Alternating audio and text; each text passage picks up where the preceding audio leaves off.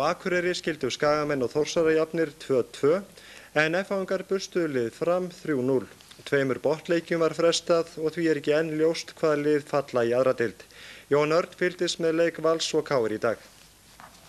Það þurfti nánast viðskiptahugbúnað til að halda utan þennan leik en KR-ingar fóru á kostum og skoruðu 9 mörk gegn 1 marki Valsmanna.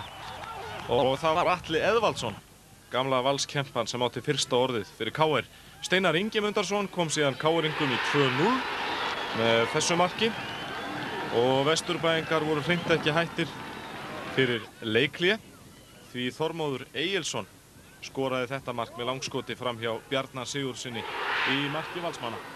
3-0 og þannig var staðan í leikhléi.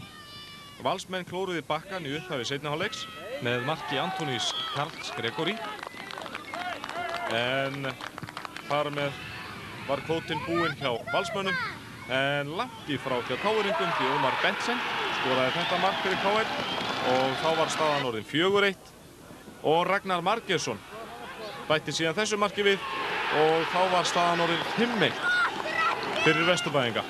Margir ætluðu þá að nóg væri komið en það var nú heldur betur ekki því að Heimir Guðjónsson skoraði þetta mark og breytti þá stöðunni í 6-1 og enn komu Vesturbæingar brjótast hér upp vinstra megin og hér kemur sending fyrir markið og Ómar Bentsen er réttur maður á réttum stað og breytir stöðunni í 7-1.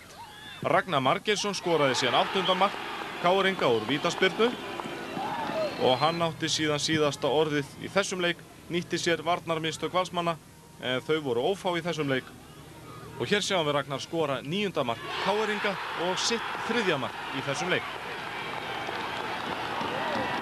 9-1. Hefur þú séð svona tölur áður í fótbolta? Já, ég hef nú séð. Tapaði nú einu sinni í Ördingen, 9-1. En hérna, ég meina við bara spilum vel og ég heldur við höfum alveg átt skilið hvort þetta gera þessi mörk. Við áttum nokkuð færi sem fóru forgónum líka. En svona er það gengur upp og ég vona að þetta sé bara hérna byrjunin á